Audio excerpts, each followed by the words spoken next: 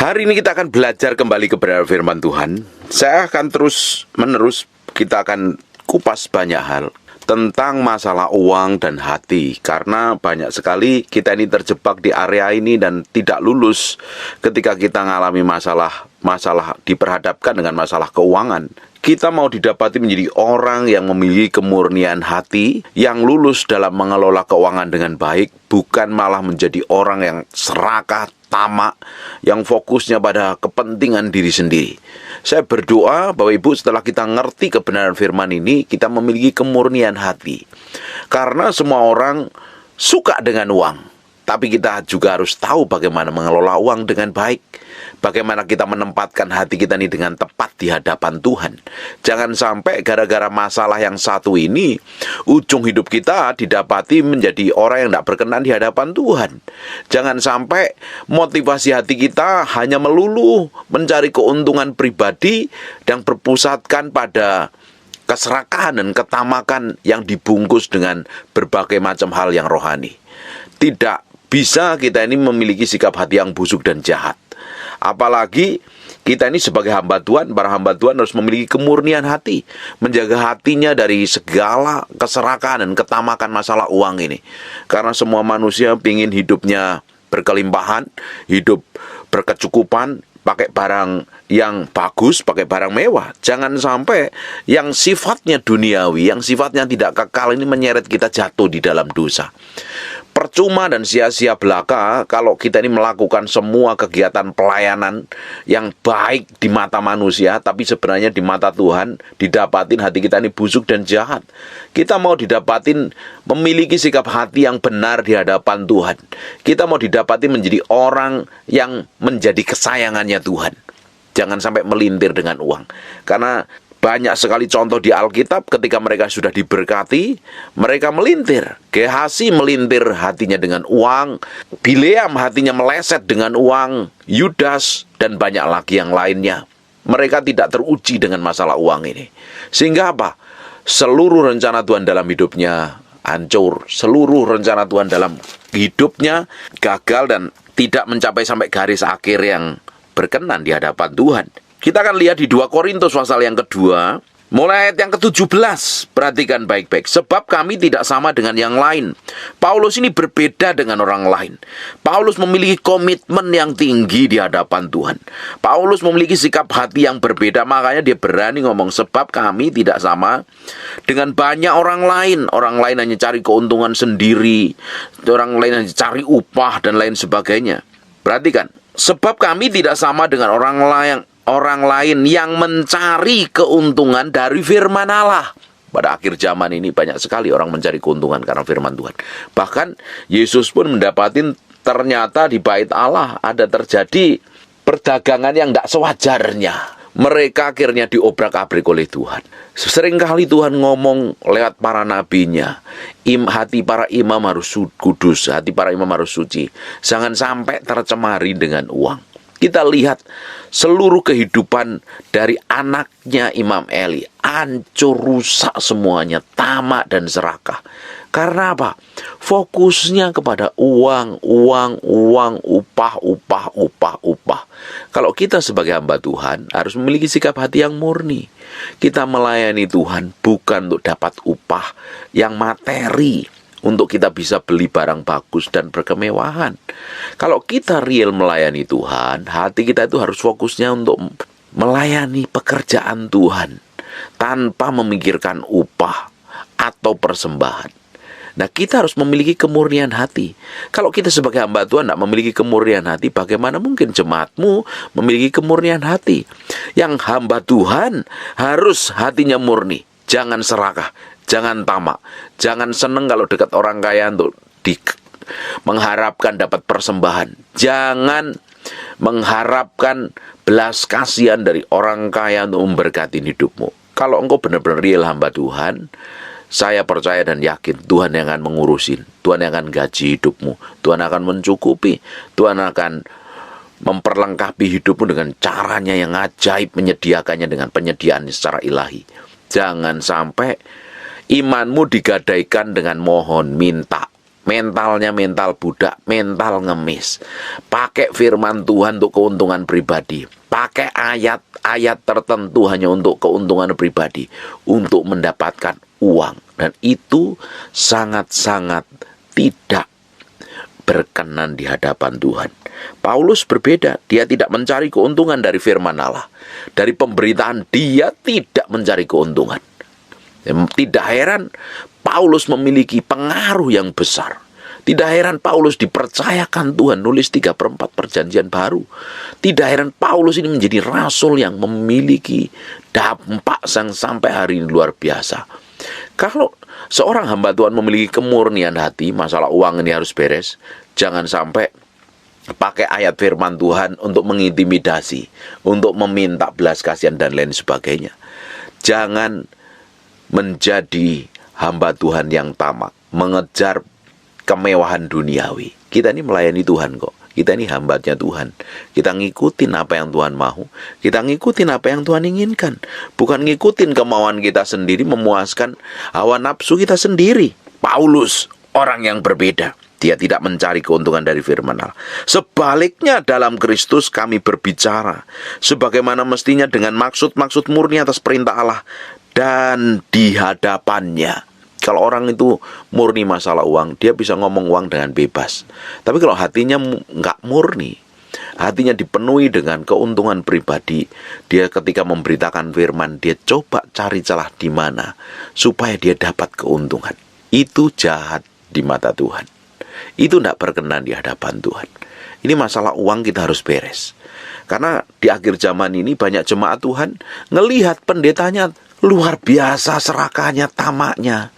Dia berbagai macam cara, pakai cara yang licik, jahat, culas, mengintimidasi jemaat hanya untuk dapat persembahan. Mengintimidasi jemaat supaya jemaat memberikan persembahan pakai ayat-ayat firman Tuhan. Nah itu tidak benar di hadapan Tuhan. Tuhan itu tidak mau duitmu. Tuhan mau hatimu. Hati ini loh yang harus dipersembahkan dahulu di hadapan Tuhan. Buat apa memberikan persembahan yang besar? Ternyata di dalam hati kita busuk, hidup kita jahat di hadapan Tuhan. Tuhan mau hati kita yang jadi korban dahulu yang menyenangkan hatinya. Baru kita bisa memberi persembahan. Persembahan kan juga nggak harus diberikan kepada hamba Tuhan atau gereja. Persembahan diberikan kepada orang-orang yang membutuhkan, yang Tuhan sudah tentukan. Banyak hamba Tuhan memakai segala macam cara untuk mendapatkan keuntungan. Ya, kita sebagai umat Tuhan juga harus peka. Jangan sampai ditipu dengan hamba Tuhan yang tamak dan serakah. Harus memiliki kemurnian hati masalah keuangan ini. Jangan menjadi tamak. Jangan makan uang persembahan untuk bermewah-mewahan. Jangan juga uang hasil persembahan yang dikumpulkan dari persepuluhan buah sulung atau persembahan apapun namanya, dipakai untuk investasi bodong. Itu yang lebih parah lagi. Dipakai untuk hal yang tidak berguna, yang nggak sifatnya nggak kekal. Justru harusnya yang tepat uang persembahan yang didapat dari jemaat, dikumpul dari jemaat itu dipakai untuk kebutuhan jemaat, membantu orang-orang yang miskin dan kekurangan, untuk membiayain maintenance operasional gereja, membantu jemaat-jemaat yang susah. Itu jauh yang tepat. Itu jauh lebih berguna dibanding dengan ditaruh di deposito. Buat apa taruh deposito? Dibelikan barang-barang mati yang gak berguna. Tidak ada gunanya. Kita harus jadi pengelola yang baik. Kita harus jadi bendahara Tuhan yang baik. Jangan jadi orang yang merasa mempunyai sehingga mengelola uangnya dengan semaunya sendiri. Hamba Tuhan harus tetap memiliki kemurnian hati. Harus memiliki kemurnian hati ketika melayani, tulus melayani. Bukan karena ingin dapat persembahan, bukan ingin dapat uang, bukan ingin dapat nama baik. Semuanya untuk kemuliaan nama Tuhan. Ketika seseorang didapatin memiliki kemurnian hati, pasti hidupnya memiliki dampak, kuasa dan otoritas. Tapi kalau sudah didapatin menjadi hamba Tuhan yang tamak dan serakah, tidak jauh beda dengan Imam Eli, tidak jauh beda dengan anak-anaknya Imam Eli, Bileam, Gehazi, Yudas, ujungnya akan binasa. Dan saya berdoa, kita sebagai para hamba Tuhan memiliki kemurnian hati, dan tentunya kita akan bisa melahirkan jemaat-jemaat yang memiliki ketulusan, yang benar-benar dewasa di dalam Kristus. Bukan hanya sekedar percaya Tuhan, datang ibadah, pingin diberkati, pingin kaya, dan lain sebagainya. Semakin kita memiliki kemurnian hati, semakin Tuhan akan percayakan perkara-perkara ilahi yang ajaib dan dahsyat. Bapak Ibu, kita mau terus jagain hati kita nih. Jangan sampai meleset dengan masalah uang ini. Karena orang-orang tertentu hatinya melintir dengan uang. Tidak bisa melihat lagi yang berbau kemewahan, kekayaan. Lu Bapak Ibu boleh kaya kalau Bapak Ibu bisa mengelola bisnismu, usahamu dengan baik, keahlianmu. Tapi jangan karena makan persembahan kamu berfoya-foya dan kaya raya. Banyak hamba Tuhan yang jadi pengusaha dan pengusaha sukses, itu lebih bagus, menjadi berkat bagi banyak orang.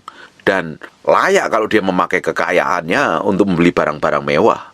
Tetapi yang tidak pantas itu ketika seorang hamba Tuhan, karena dapat uang persembahan, akhirnya pakai bermewah-mewahan. Sedang jemaatnya keleleran, miskin dan menderita, tidak diperhatikan. Hamba Tuhan juga harus memiliki kemurnian hati ketika diperhadapkan dengan jemaat yang miskin, tetap setia, tetap tulus melayani dengan kemurnian. Ketika dikirim jemaat yang kaya pun juga harus tetap sama hatinya, tidak melintir. Bukan malah menjilat dan lain sebagainya. Tapi pada kenyataan di akhir zaman, banyak ditemuin hamba Tuhan senangnya melayani orang yang kaya. Sedangkan jemaat yang miskin tidak dipedulikannya. Semuanya orang miskin, orang kaya itu sama di hadapan Tuhan. Kita sebagai pelayan Tuhan harus memiliki kemurnian hati. Jangan senang melayani orang kaya, sedangkan orang yang miskin, orang yang papa, orang yang kekurangan ditinggalkan. Itu tidak berkenan di hadapan Tuhan. Yang kita kejarkan perkenanan Tuhan. Bukan yang sekedar bagus dilihat manusia, tapi ujungnya malah tidak berkenan di hadapan Tuhan. Nih, jagain hati, masalah duit, masalah kemurnian, masalah ketulusan, masalah tidak membedakan antara si kaya dan si miskin. Ini penting sekali. Jangan menjadi hamba Tuhan yang rasis. Jangan menjadi hamba Tuhan yang tamak. Ngejar kekayaan, ngejar persepuluhan, ngejar persembahan. Kalau nggak dapat, akhirnya kecewa. Ya, tujuan jadi hamba Tuhan sudah meleset dari tujuan Tuhan kalau sampai seperti itu. Kalau kita sampai jadi hamba Tuhan hanya sekedar mengejar sesuatu yang sifatnya materialistis, tidak kekal, berarti ada yang salah. Yang kita kejar itu adalah kekekalan. Tapi kalau ada hamba Tuhan ngejarnya materi, kemewahan, bukan yang sifatnya kekal, ada yang salah. Tapi kalau engkau jadi hamba Tuhan dan pengusaha yang sukses dan berhasil, engkau berhak kok pakai uang apapun juga. Pakai berkat yang dipercayakan dalam hidupmu. Dan engkau harus bertanggung jawab juga di hadapan Tuhan. Bapak Ibu, diberkatin itu boleh. Menjadi kaya juga boleh. Tapi kalau engkau mencari kekayaan dengan memanfaatkan kebenaran firman Tuhan, menjual kebenaran firman Tuhan, mencari keuntungan dari firman Tuhan hanya untuk perutmu sendiri, itu yang tidak benar. Ketika kita menjadi hamba Tuhan, kita murni melayani untuk Tuhan, untuk pekerjaan Tuhan, untuk kemuliaan nama Tuhan. Ketika kita menjadi pengusaha, ya kerjakan, tanggung jawab. Jadi pengusaha yang sukses dan berhasil, ketika engkau diberkati, engkau juga bertanggung jawab dengan berkat yang dipercayakan Tuhan dalam hidupmu. Saya berdoa, mulai hari ini kita memiliki kemurnian hati. Jangan segala sesuatu dihitung dengan untung dan rugi. Kalau saya ikut Tuhan, untungnya apa? Kalau saya melayani Tuhan, untungnya apa? Kalau saya ketemu orang, untungnya apa? Nanti nggak memiliki kemurnian. Jadi segala sesuatu ditakar dengan uang. Padahal tidak semuanya kita bisa nilai dengan uang. Ada hal-hal yang ilahi yang tidak bisa ditukar dengan uang. Makanya ini penting. Kita harus bebas dari ketamaan, keserakahan, semua hal yang duniawi yang mencondongkan hati kita kepada hal-hal yang materialistis, itu juga harus dikuduskan, disucikan. Karena kita adalah representasi dari kerajaan Allah yang mencerminkan kemuliaan Tuhan yang menjadi berkat bagi banyak orang. Saya berdoa apa yang kita pelajarin hari ini akan memurnikan hati kita, semakin memiliki kemurnian, ketulusan.